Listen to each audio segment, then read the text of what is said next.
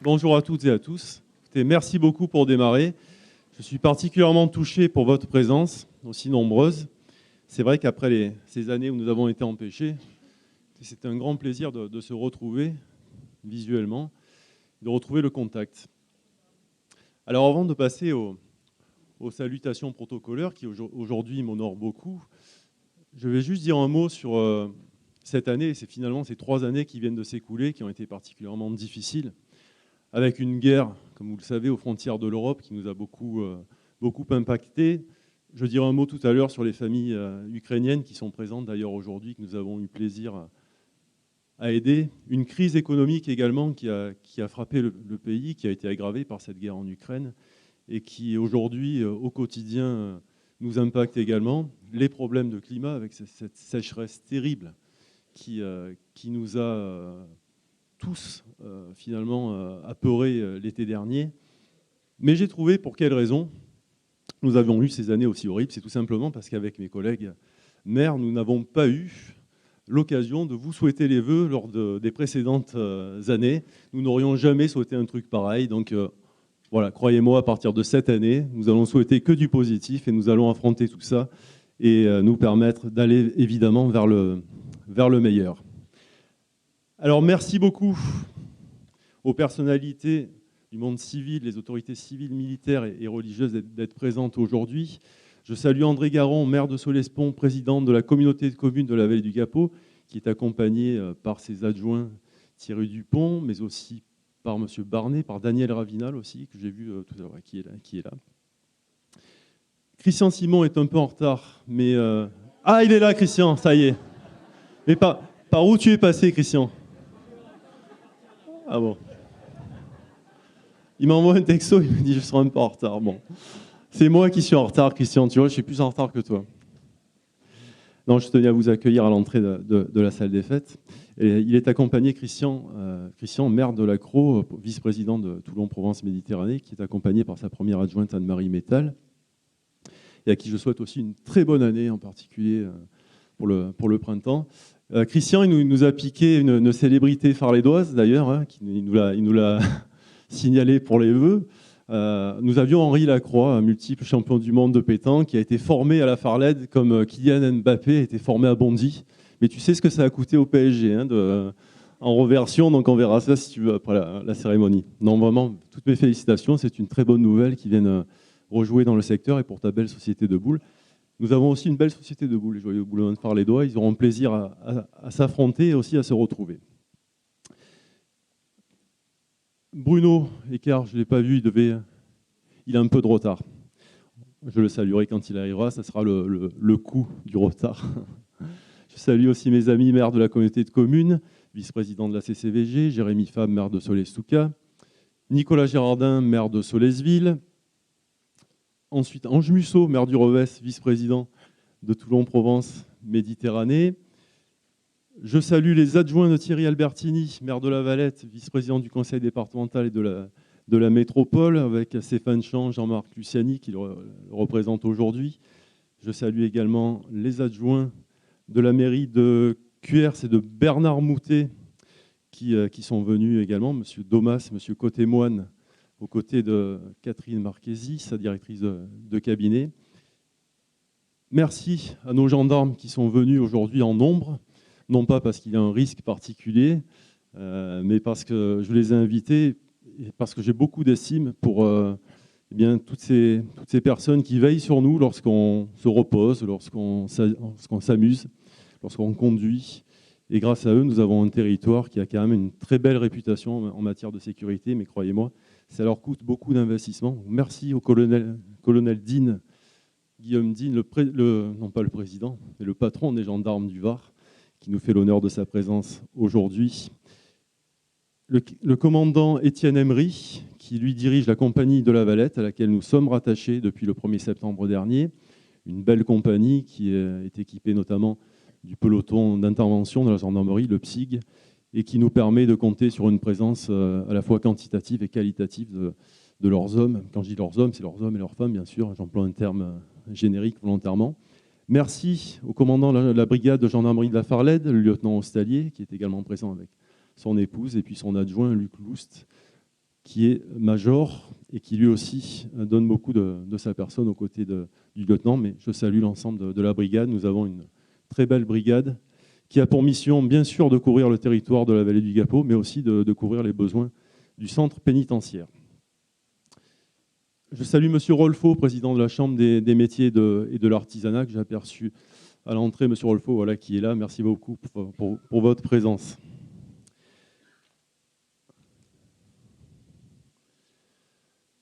Alors, hop là. Je vais commencer par souhaiter mes vœux à mon conseil municipal et à mon conseil municipal des jeunes. Voilà mes compagnons de route qui sont à mes côtés depuis le début de ce mandat. Et je suis très fier d'être à leur côté. Je les remercie à la fois pour leur investissement, leur loyauté, leur présence, leurs idées, leur pertinence. Et voilà, je voulais vous dire que sans vous, je ne pourrais rien faire. Et je puise cette énergie grâce à vous.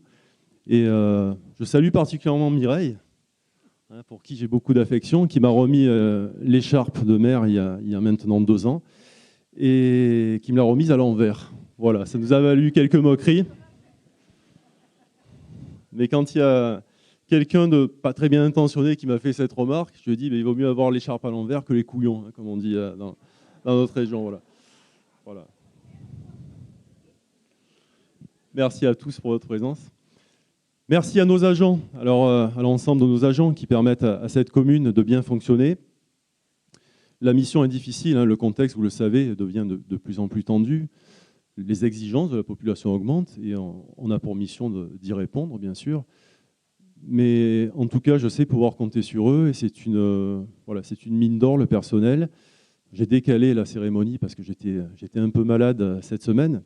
D'ailleurs, on a mis J'irai au bout de mes rêves avec Goldman, et si on avait fait la cérémonie il y a 2 jours, on aurait mis Serge Lama, je suis malade. Mais bon, là, ça va un peu mieux. Donc, on peut à nouveau rêver.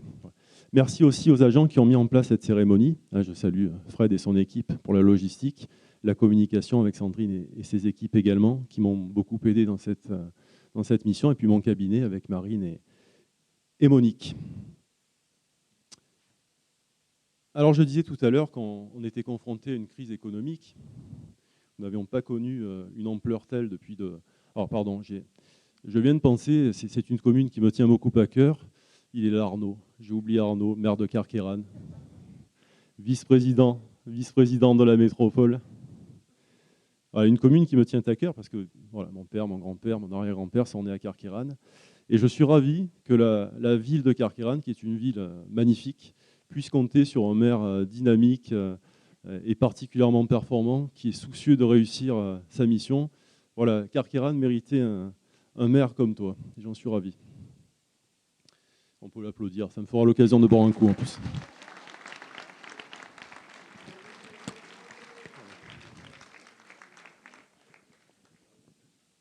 Il y a beaucoup de traits d'union entre Carqueiranne et la Farlède. J'ai croisé d'ailleurs des personnes qui sont venues aux 2 cérémonies et ça me fait plaisir. J'ai vu Bruno Écart là, qui essaie de s'infiltrer. Il est où Bruno? Voilà, il est là. Je t'en prie Bruno, on va t'applaudir aussi.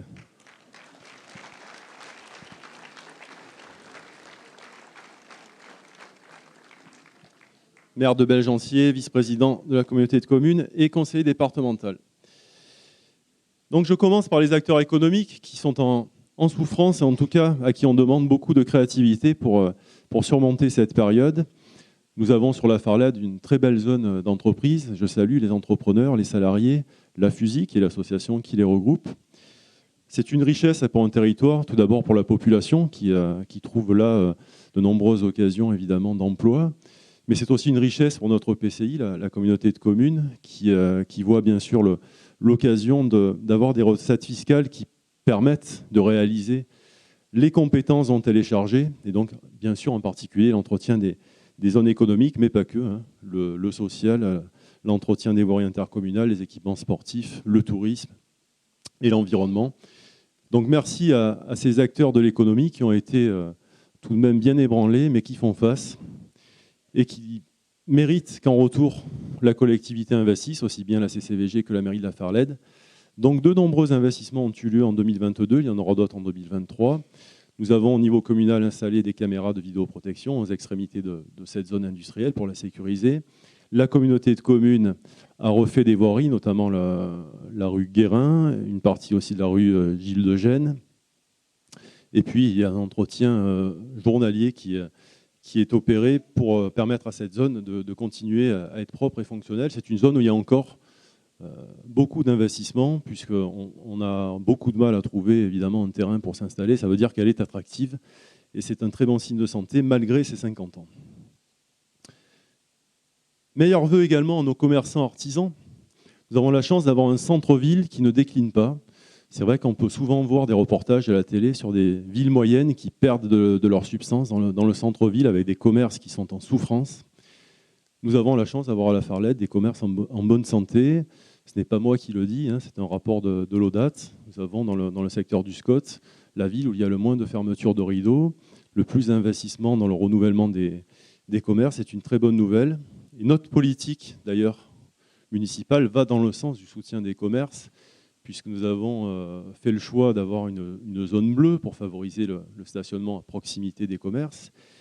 Nous allons augmenter le nombre de places de stationnement, 30 places de plus au parking du Laetitia, qui est en travaux, ce qui explique que, évidemment, les parkings soient assez occupés en ce moment. Un nouveau parking près de la centralité, un projet dont je vais dire deux mots tout à l'heure. Un partenariat permanent avec le dispositif Cœur de Ville entre nos services municipaux, la police municipale, la communication, le service urbanisme et commerce, et l'association des professionnels Farlédois, l'ancienne association des commerçants artisans Farlédois. Nous écoutons bien sûr les doléances, nous échangeons.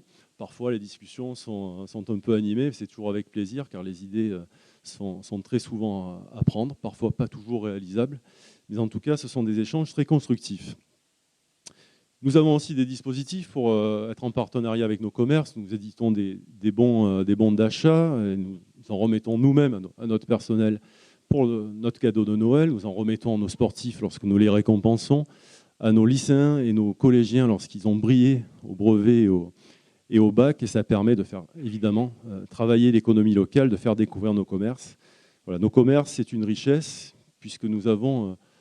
plus que le fait d'avoir un produit, nous avons la certitude d'avoir un conseil, nous avons aussi la certitude d'avoir un produit qui est traçable et bien sûr du lien social. C'est important d'avoir des commerçants avec qui discuter, échanger, c'est un plaisir permanent. Nous tenons à les garder malgré la concurrence de nombreuses surfaces commerciales de grande taille dans le secteur et malgré la concurrence du commerce en ligne. Donc merci à nos commerçants de continuer à investir sur notre commune.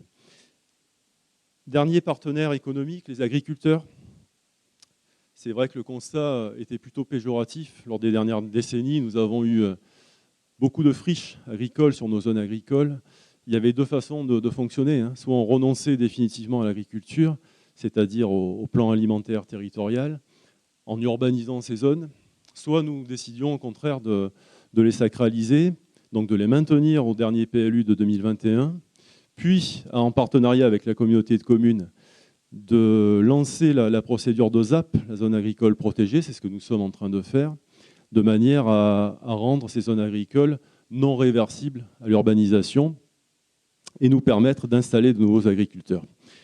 Donc ces choses faites sur des parcelles municipales, nous avons l'honneur d'installer 3 jeunes agriculteurs farlédois avec Tom Egea qui est un maraîcher bio, qui est aussi arboriculteur, avec Baptiste Cellier qui est apiculteur, qu'on connaît bien, qui fréquente notre marché hebdomadaire, et puis M. Tracol, Jérémy Tracol, qui est viticulteur et qui aura des parcelles en IGP et en AOC, donc il va nous faire du bon vin farlédois.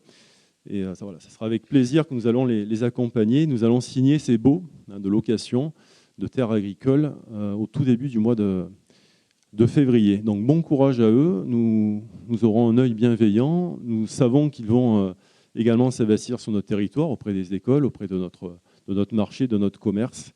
Et c'est une procédure que l'on compte réitérer à l'occasion d'une manifestation qui vous a beaucoup plu, je le sais, c'est Vignes-Coudon, qui a eu lieu au mois de mai et au mois de septembre, où la place de la Farlette, je l'ai rarement vue aussi pleine, a accueilli plus d'une trentaine de producteurs locaux. Et c'était l'occasion justement d'annoncer ces attributions de parcelles agricoles sur des terrains et c'est important, qui étaient à un certain moment voués à l'urbanisation. Alors, je m'aperçois que j'ai oublié une deuxième personne très importante à mon cœur, et ça va me permettre d'ailleurs d'enchaîner avec un autre projet, c'est le docteur Raymond Avrine, notre maire honoraire, notre ancien maire, vous pouvez l'applaudir.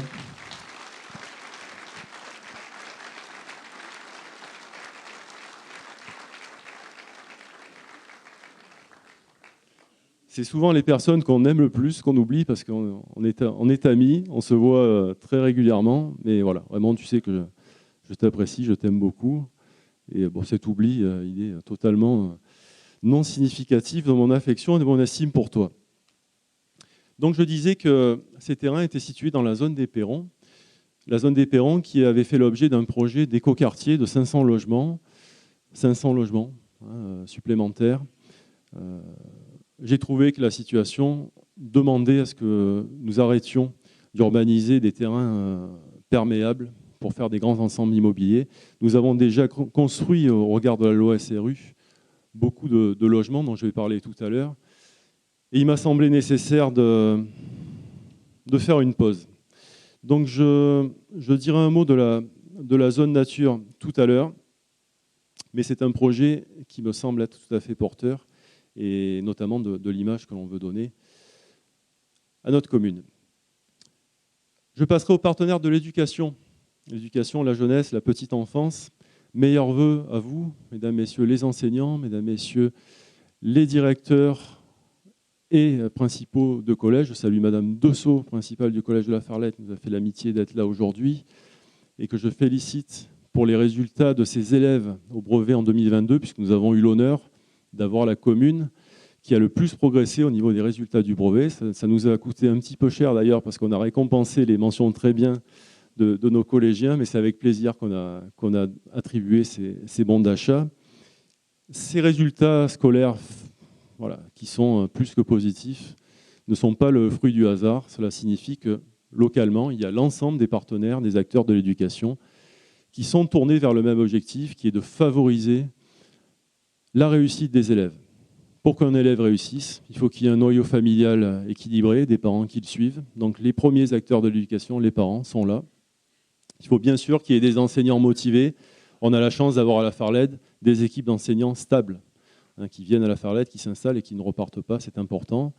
Et puis nous avons nos agents communaux qui entretiennent nos écoles, qui les rendent propres et qui permettent aux usagers d'être confortablement installés dans les meilleures conditions.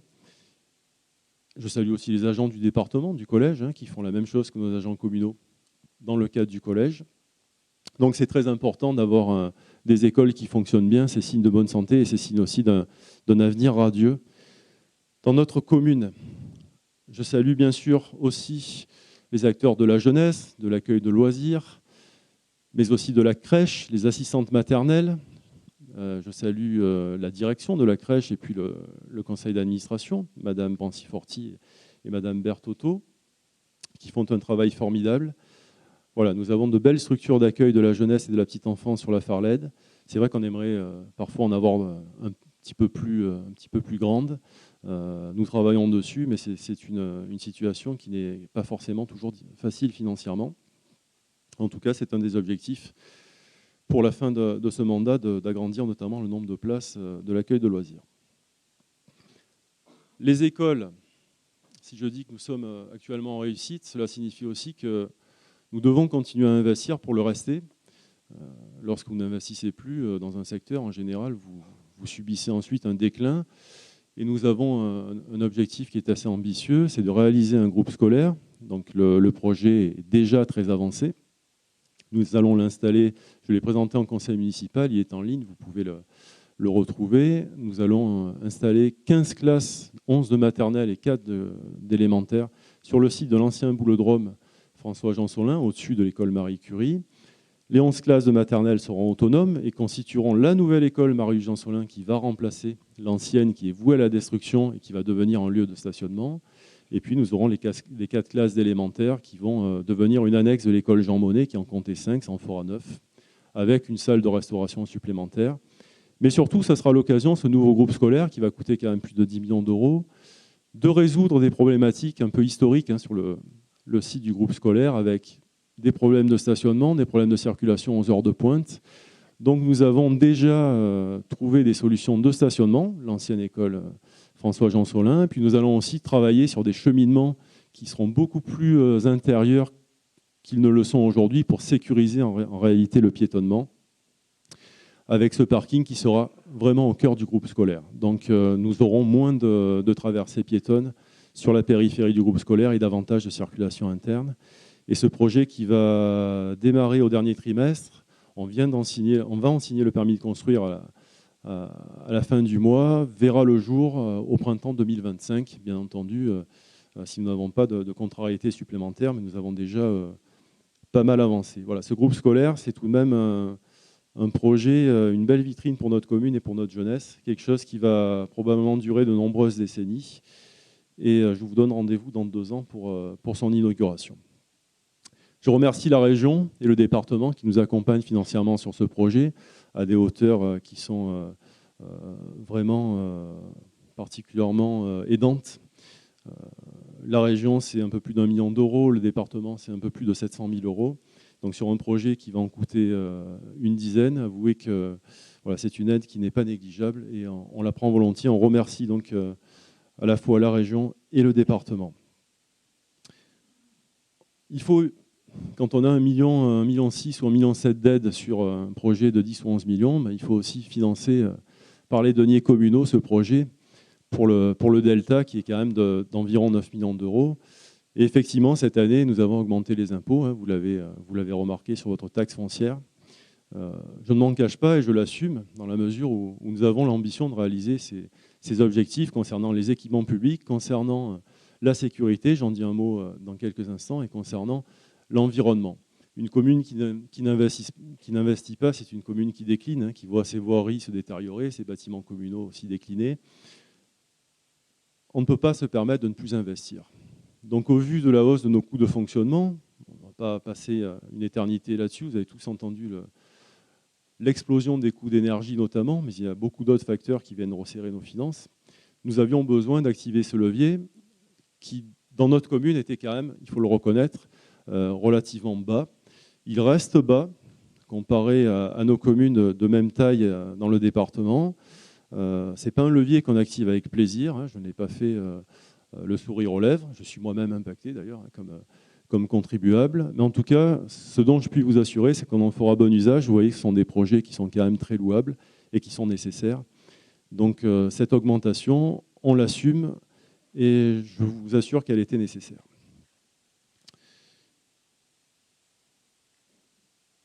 Une bonne année à nos acteurs de la sécurité, nos gendarmes, que j'ai cités tout à l'heure et que je remercie.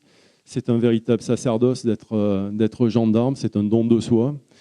On habite sur place, on est prêt à intervenir à toute heure du jour et de la nuit, dans des conditions parfois périlleuses. J'ai beaucoup d'admiration pour ces personnes et j'en suis très reconnaissant.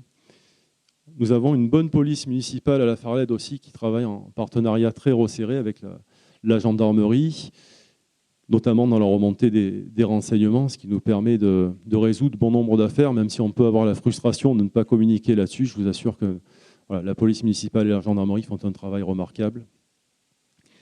Merci aussi à nos pompiers, représentés aujourd'hui par M. Perrotto, lieutenant Perrotto, que j'ai salué tout à l'heure, qui représente Hélène Poliac, la capitaine de la caserne des pompiers de Solliès-Pont. Merci également pour votre présence bienveillante.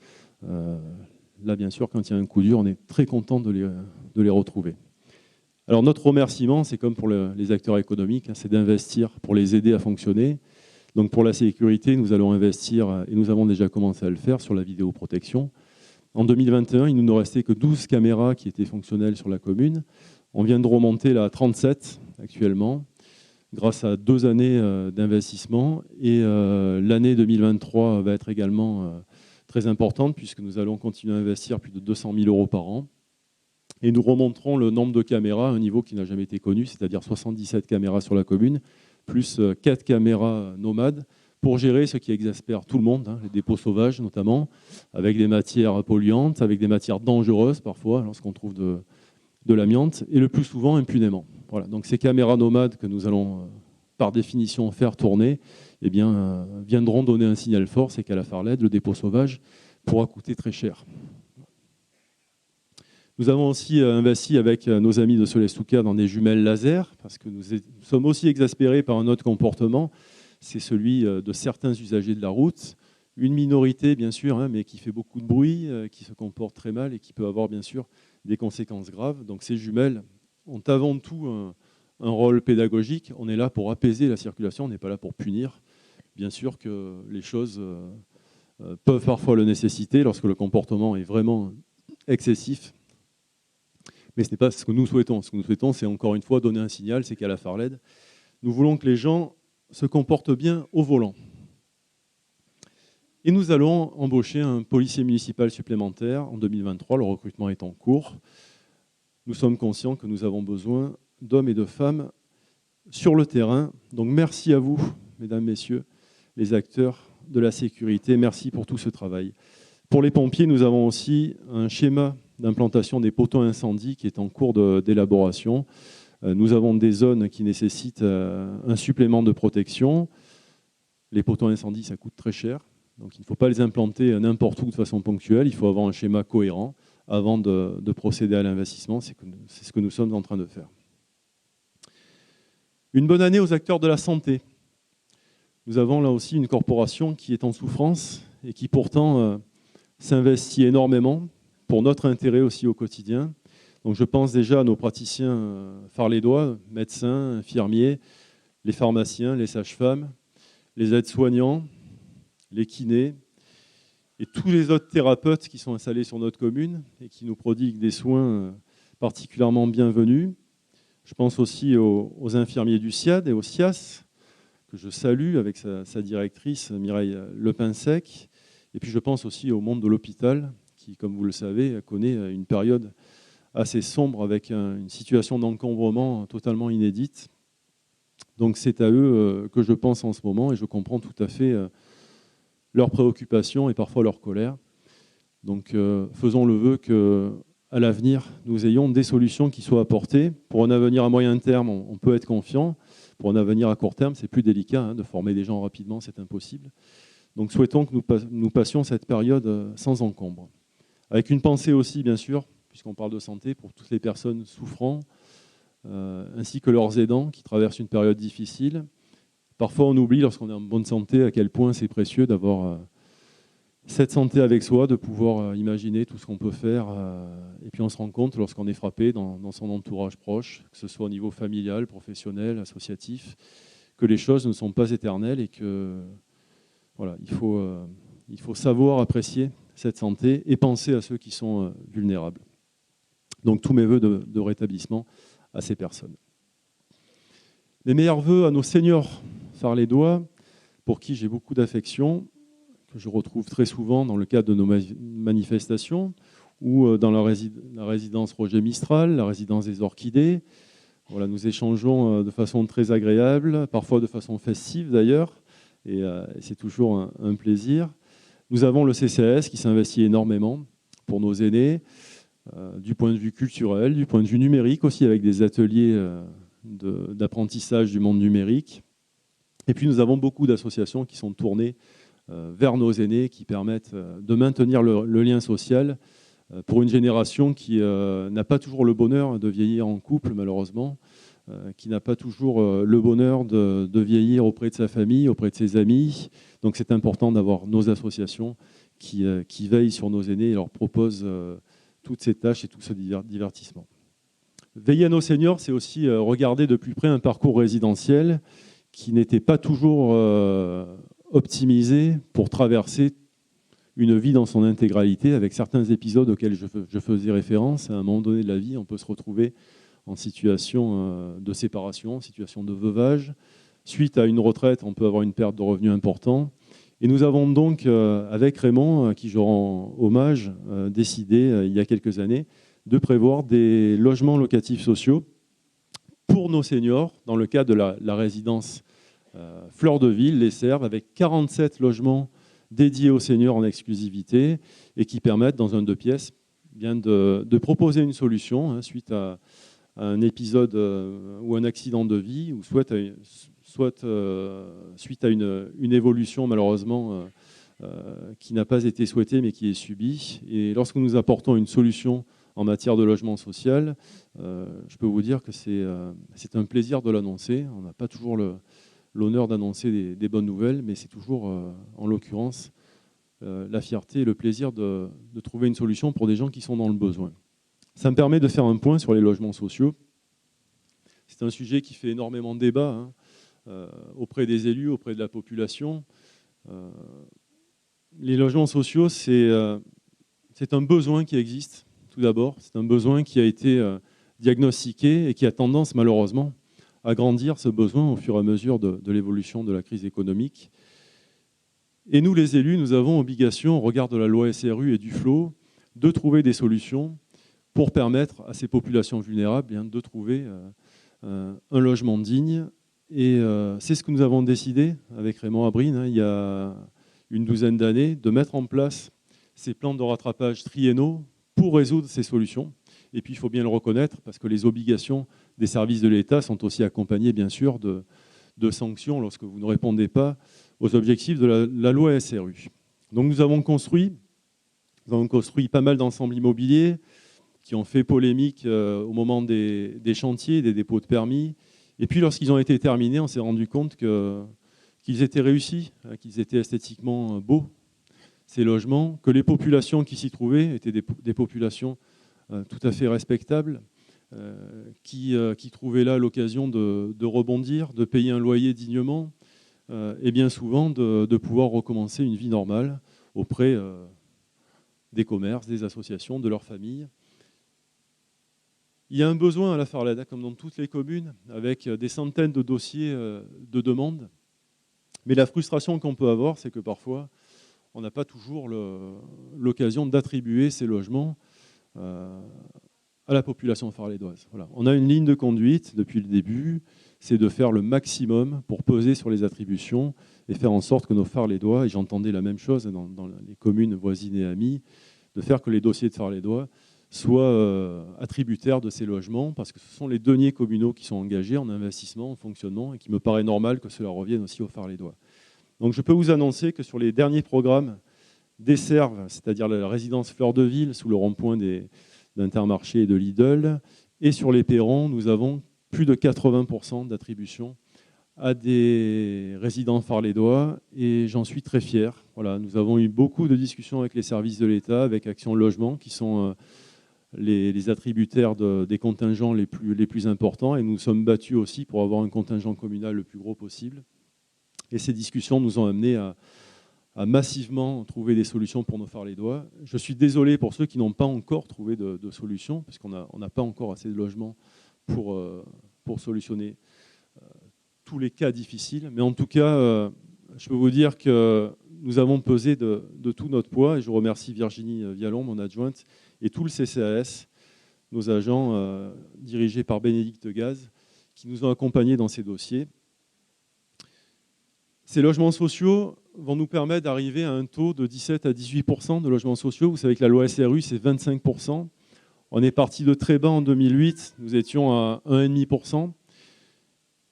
Ça nous a évité de payer des pénalités très importantes. Mais je vous disais tout à l'heure que je trouvais que l'imperméabilisation des terrains agricoles, notamment, commençait à devenir problématique. On l'a vu, lorsqu'il y a de fortes pluies, on se rend compte que nos terrains ont du mal à absorber. Mais je me rends compte aussi que nous avons de gros coûts de fonctionnement à assumer en termes d'équipement, avec cette école, qui est en partie due d'ailleurs à l'augmentation de la population, en stationnement. On crée des stationnements, mais ça coûte de l'argent. On refait le parking du Laetitia pour l'agrandir. On va créer un parking dans le projet de centralité qui va bien sûr nous obliger à acheter un terrain, à l'aménager. C'est un projet, le projet de centralité, qui va nous permettre de créer une fixation en centre-ville. Il y a là aussi des logements sociaux, 15 logements sociaux, 15 logements intermédiaires. Mais c'est un projet qui était nécessaire pour casser l'image de village rue, c'est-à-dire une ville où on n'en voyait pas les contours, on passait au centre, on se disait que finalement la Farlette, c'était que la rue de la République. Cette centralité, qui est un beau projet que j'ai eu l'honneur de présenter il y a environ un an au conseil municipal, va nous permettre de créer une nouvelle place, des commerces, des services sur lesquels nous aurons du service médical, nous faisons notre maximum là-dessus. Et puis un restaurant en rooftop avec une halle alimentaire qui devrait être un lieu très agréable à fréquenter. Ça sera l'occasion de relancer une nouvelle fois notre marché qui commence petit à petit à s'agrandir. Et je vous le disais, donc, ce sera l'occasion d'implanter un nouveau parking à l'arrière de ce projet de centralité, puisque nous aurons 40 places en bordure du lotissement du hameau des Guiers. Donc ces logements sociaux, 17 à 18%, j'ai une mission, c'est de les assumer. Les assumer, ça a été de peser sur les attributions. C'est chose faite et croyez-moi, ce n'était pas rien et j'en suis très heureux. Mais c'est aussi faire en sorte que ces nouveaux Farlédois se sentent bien à la Farlède, s'impliquent dans la vie farlédoise, soient bien accueillis, puissent fréquenter nos commerces, nos associations. Et ils sont des Farlédois à part entière. On a tous été de nouveaux Farlédois, hein. Même pour ceux qui ont 5 générations derrière eux, à un moment donné, quelqu'un de la famille est arrivé à la Farlède, a été nouveau. Et je pense qu'ils ont tous été bien contents d'avoir été bien accueillis par les riverains déjà installés. Donc, la première mission, c'est de bien les accueillir, même si je vous dis, il y a quand même une grande majorité de Farlédois, notamment dans les logements sociaux. Rendons-les aussi fiers d'être Farlédois que nous le sommes.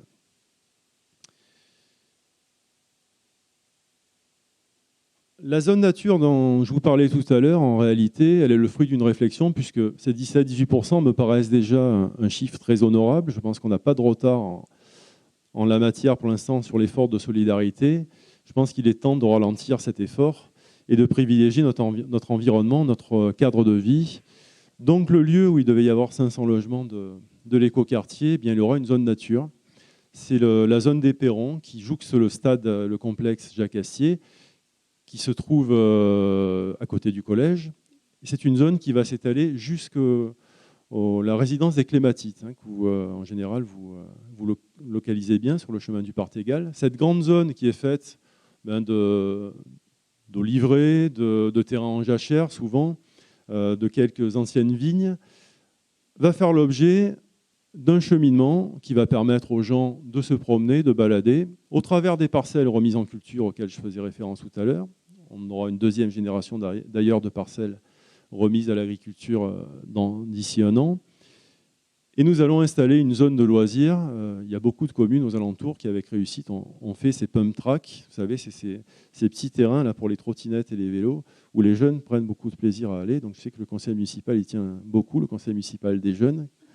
Et nous allons installer un pump track dans cette zone nature, ce qui permettra de faire le lien entre le complexe sportif et l'olivré, et surtout de sécuriser un piétonnement qui, jusqu'à présent, était obligé d'emprunter des voies routières.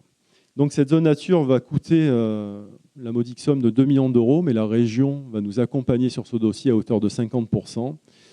Et nous allons, je pense, donner un signal fort à la population avec une zone qui va être apaisée de façon très durable. Je souhaite mes meilleurs voeux au monde des festivités, de la culture, des associations. Nous avons la chance d'avoir un tissu de bénévoles important sur la commune. Je tiens à les saluer. Grâce à eux, nous avons une animation en permanence dans la salle des fêtes, sur la place, dans nos différentes salles communales, sur nos terrains. Les associations sont une richesse. Je pense aux associations sportives, aux associations culturelles, aux caritatives, aux anciens combattants qui transmettent le devoir de mémoire, aux parents d'élèves qui fédèrent les parents pour apporter une plus-value à nos écoles et au travail de leurs enfants, aux associations de loisirs. Et puis je pense aussi à notre médiathèque qui rayonne sur la Farlède grâce à de nombreuses conférences, de nombreuses expositions, des événements qui attirent beaucoup de monde, comme la fête du patrimoine, la fête de la science également. Ces bénévoles, ce sont des partenaires qui s'investissent énormément, parfois au détriment de leur vie personnelle, Ça n'a pas de prix. Alors certes, effectivement, ils sont bénévoles, comme le disait Raymond, c'est gratuit, ça n'a pas de prix, mais ça n'a pas de prix dans l'autre sens aussi. Grâce à eux, nous avons de nombreuses manifestations municipales qui sont couvertes avec le Téléthon, avec la course pédestre. Et puis nous les appelons aussi pour nos missions citoyennes, hein, comme les rôles d'assesseurs dans les bureaux de vote. Et sans ces bénévoles, nous ne pourrions pas mener à bien ces missions. Nous les récompensons lors de la soirée des bénévoles, qui a été, je pense, cette année très appréciée au Jardin Pagès.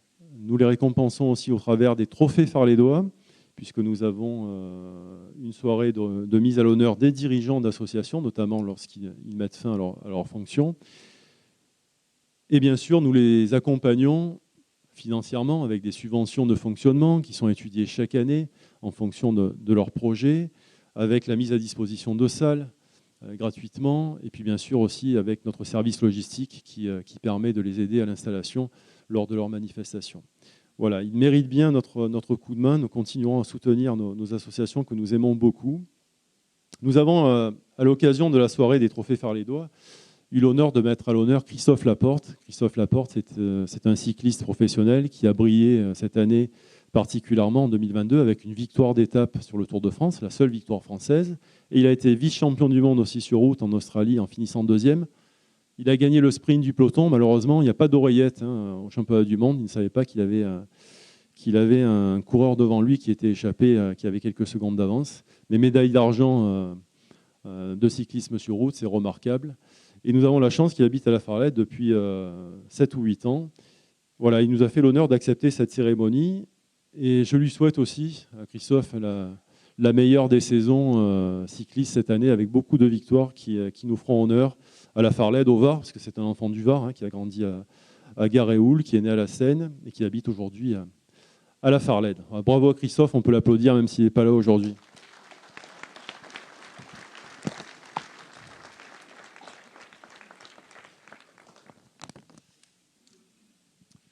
On arrive vers la fin de ce discours. Je voudrais saluer et souhaiter mes voeux à quelques personnes et quelques groupes en particulier. Nos familles d'Ukrainiens, à qui je faisais allusion tout à l'heure, nous sommes très fiers d'avoir avec nous et qui nous ont fait la gentillesse de venir. Voilà, ces gens sont arrivés au mois de mars dernier et au mois d'avril pour la deuxième famille, dans une situation de détresse épouvantable. Ils étaient installés dans l'est de l'Ukraine, au niveau de Kharkiv notamment. Et ils ont affronté les périodes de combat, ils ont réussi à sortir, à traverser l'Europe. Ça a duré des semaines. Et ils sont arrivés en France, bien sûr, sans logement, sans solution. Et nous avons tout de suite donné à la préfecture nos solutions locales d'hébergement. Et on a été la première commune du Var à offrir des locaux communaux avec la communauté de communes de la vallée du Gapot à ces familles, des locaux qui étaient d'anciens logements de fonction, qui servaient de salles de réunion notamment. Et ces logements aujourd'hui sont habités par nos familles ukrainiennes. Les enfants vont à l'école, ils parlent très bien français. C'est quand même une satisfaction de les voir aujourd'hui s'intégrer de cette manière. Les parents se sont réinvestis professionnellement. Et voilà, je leur souhaite aujourd'hui, à eux en particulièrement, de continuer à retrouver goût à la vie, à s'épanouir. Puis je leur souhaite aussi, évidemment, d'une façon plus générale, de pouvoir un jour retrouver leur pays, de participer à sa reconstruction et que cette paix tant espérée arrive au plus vite. Voilà, donc toute mon affection pour nos amis ukrainiens qui sont aujourd'hui, on peut les applaudir.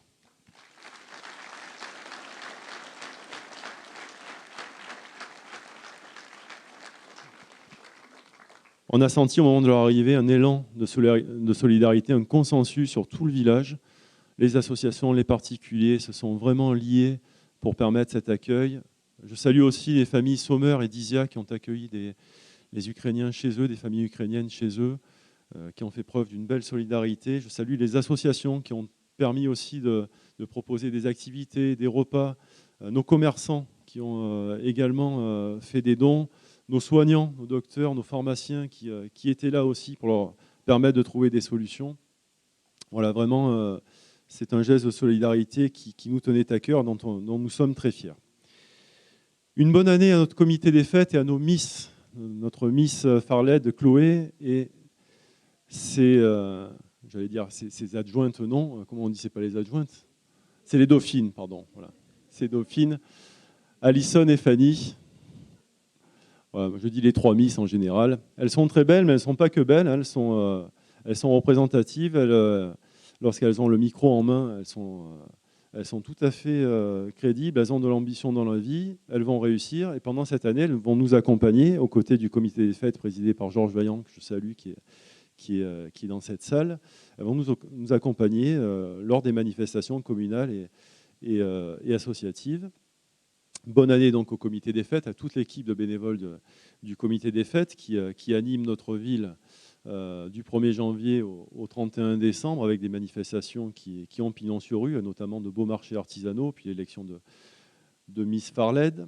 Une bonne année aussi à l'ADP, l'association des professionnels farlédois, à nos commerçants. J'ai cité le conseil municipal des jeunes tout à l'heure, mais je le recite. Une bonne année à vous, avec une belle réussite scolaire, mais ça je sais qu'il n'y a pas besoin avec vous, vous êtes de bons élèves, mais plein de belles choses en famille et puis beaucoup d'amitié avec tous vos camarades. Une bonne année aux nouveaux arrivants, qu'ils soient dans des collectifs, qu'ils soient dans des maisons, des appartements particuliers. On fait 1 à 2 fois par an la réception des nouveaux arrivants et voilà, on essaye de leur injecter le virus de la Farled, mais bien souvent, ils sont là quand même avec la volonté de s'installer à la Farled. Ils ont repéré cette ville. Nous avons la chance d'avoir une ville qui est recherchée et nous sommes très fiers d'accueillir ces nouveaux arrivants. Donc bonne année à tous, bonne installation pour ceux qui sont en cours.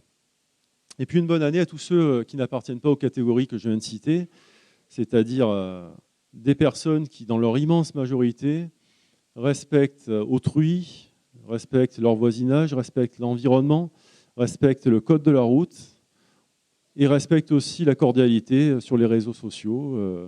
En particulier, ça dénote avec les quelques-uns qui ont moins de gants et moins de cordialité. J'apprécie cette majorité des gens qui suivent attentivement la vie municipale, qui n'hésitent pas à faire des remarques. On en a besoin de vos remarques. On n'a pas la science infuse, on en tient compte, on essaye au maximum de résoudre les problématiques qui nous sont soumises. On a besoin d'une participation citoyenne, pas d'une participation délétère qui n'apporte rien. Salir les gens, se salir les uns les autres sur les réseaux sociaux, c'est devenu une mode. Souvent derrière des profils anonymés, bien sûr, c'est plus facile, c'est plus confortable. J'ai très peu de respect pour ces gens-là et je souhaite vraiment qu'on leur accorde le moins d'importance possible parce qu'ils sont une minorité. Donc merci à tous les autres qui se comportent de façon très honorable. Je finirai par un point sur l'environnement. C'est l'ADN de notre programme. On a décidé de mettre un coup d'accélérateur sur l'environnement. Je parlais tout à l'heure du PLU de l'agriculture, je ne vais pas y revenir. On a un vaste plan d'installation de panneaux photovoltaïques sur nos bâtiments communaux. Nous allons refaire les toitures de la mairie, des 2 écoles élémentaires, Jean Monnet, Jean Écart, de l'accueil de loisirs, du centre technique municipal.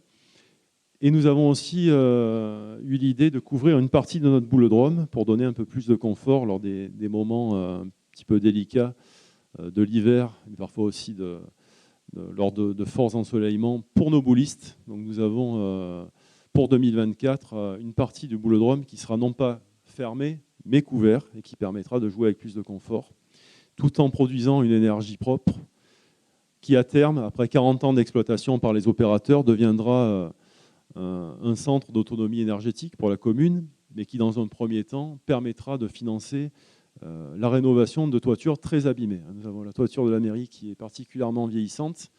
Nous avons la toiture de l'école Jean Écart qui, elle aussi, a 50 ans et nécessite d'être reprise.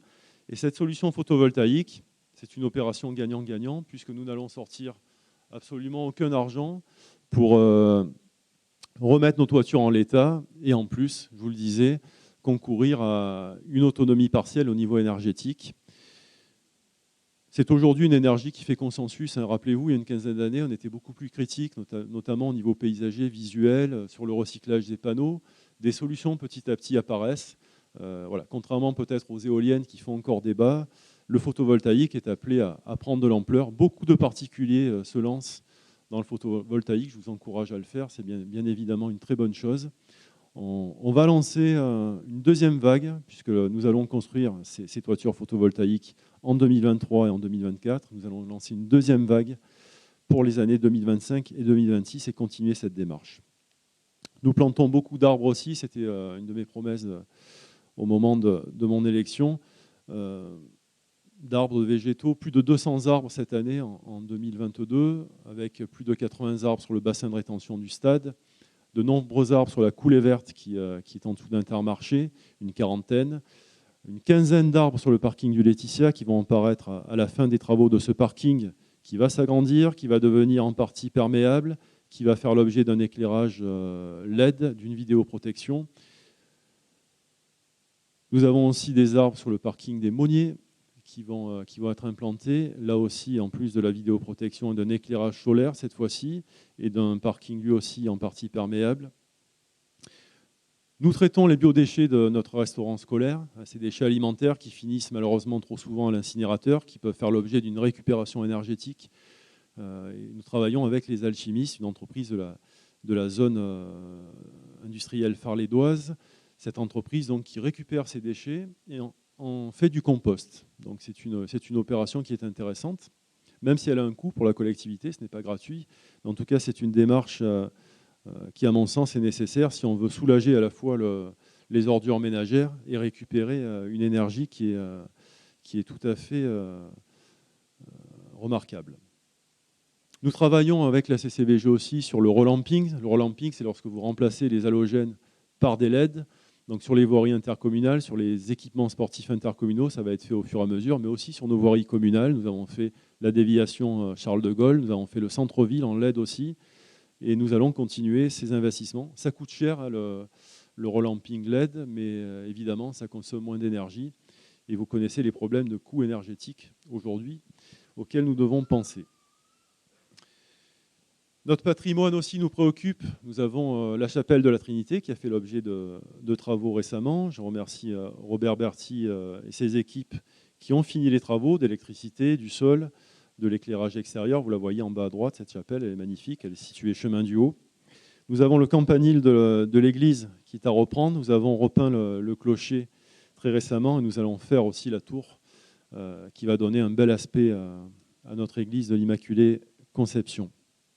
En haut à gauche, vous avez le moulin de la Capelle, alors qui n'a plus vraiment l'aspect d'un moulin, qui extérieurement est assez propre, qui paraît encore tenir la route, mais je vous assure, dedans, il est totalement impraticable, avec des planchers qui sont en partie effondrés. Nous avons trouvé une solution avec l'IME, l'Institut médico-éducatif des Morières à Solesouka, qui avait besoin d'une extension pour ses activités de jour, pas pour l'hébergement, bien sûr, hein, et qui viendra donc financer la rénovation de ce moulin de la Capelle. Ça sera sans douleur pour la commune, c'est comme pour les panneaux photovoltaïques. Lorsqu'il n'y a pas de pétrole, il faut avoir des idées. Surtout que le pétrole est particulièrement mal vu aujourd'hui. Donc ce moulin de la Capelle retrouvera une seconde vie, et une vie qui a, à mon sens, qui mérite en tout cas de prendre place dans ce lieu. Au niveau environnemental, nous avons mis fin au papier au conseil municipal, même si ça ne fait pas plaisir à tout le monde, hein, je le sais, mais bon, avec nos tablettes, nous nous débrouillons. C'est une économie qui est substantielle. Les conseils municipaux, c'est 300 pages, 400 pages parfois avec les annexes, multipliées par 29 conseillers, multipliées par 8 conseils par an, multipliées par 6 années de mandat. Vous voyez un peu ce que ça peut donner en nombre de feuilles. Vous connaissez l'impact de la production du papier sur le milieu forestier. Nous ne distribuons plus le bulletin municipal dans toutes les boîtes aux lettres. Peut-être que certains ne se sont pas encore aperçus parce que ça ne fait que 2 éditions que c'est le cas. Mais en tout cas, j'ai pris le parti de faire cela, de le rendre accessible à tous par le numérique, de le rendre accessible à tous pour ceux qui veulent une version papier dans nos locaux communaux et auprès de nos commerçants, et puis de le distribuer aussi dans nos résidences seniors, dont je salue d'ailleurs Madame Coulet, la directrice de Roger Mistral, qui nous a fait l'amitié d'être là aujourd'hui. Je n'ai pas vu Madame Coisy des Orchidées, mais voilà, nous mettons aussi à disposition des seniors ces bulletins en version papier, mais là aussi, il fallait prendre une décision. 36 pages, 4 éditions par an, 6 années, vous voyez, faites le compte, multiplié par 5000 distributions boîtes aux lettres, dont certaines peut-être n'étaient même pas ouvertes. Donc il était temps là aussi, à mon sens, de participer à cet effort. Cette année, pour répondre à la demande des administrés d'avoir la meilleure réactivité et une résolution à leurs demandes, nous allons mettre en place le service Allo Mairie avec un numéro unique. Vous allez le voir au moment du printemps, là, vous allez voir apparaître les sérigraphies sur les véhicules. C'est issu de la volonté à la fois de donner une réponse claire, rapide à notre population, mais aussi de mettre en avant le travail de nos agents, puisque le service Allo Mairie, c'est répondre à une demande de façon cohérente, faire collaborer des services pour résoudre une solution. C'est ce qui se faisait déjà jusqu'à maintenant, mais j'aimerais vraiment que cela soit mis en avant pour que nos agents aient la reconnaissance de leur travail. Je vous donne rendez-vous donc au mois d'avril-mai pour cette mise en place. Voilà, j'en ai fini avec ce discours. J'aimerais nous souhaiter à tous une paix la plus rapide possible aux frontières de l'Europe, avec une situation qui trouve une solution la plus rapide possible. Je nous la souhaite à tous, à nos amis ukrainiens, mais aussi à nous-mêmes, parce que les impacts, nous les ressentons également. Puis il y a une menace, évidemment, que les choses se dégradent encore. Donc je souhaite que les choses aillent dans le bon sens et que nous retrouvions une sérénité. Je souhaite également que nos efforts en matière d'écologie se répandent. En France, on fait beaucoup d'efforts en matière d'écologie, mais on ne représente qu'1% environ de la planète. J'aimerais que toutes les régions du monde commencent à prendre conscience de cette nécessité d'agir pour ralentir la dégradation de notre climat. Et je vous souhaite à tous, pour finir, la meilleure des santé, en pensant encore une fois aux gens les plus en difficulté. Et j'espère que je n'ai pas été trop ennuyeux. Et je vous remercie encore une fois d'être venu à cette cérémonie. Cela me touche beaucoup. Et je vous donne rendez-vous dehors, puisque maintenant la température a dû un peu remonter pour le pot de l'amitié. Voilà, merci à toutes et à tous.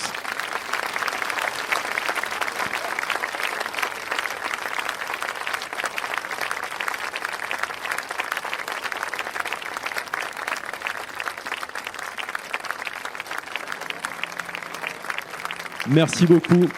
On se retrouve juste à l'extérieur pour le pot.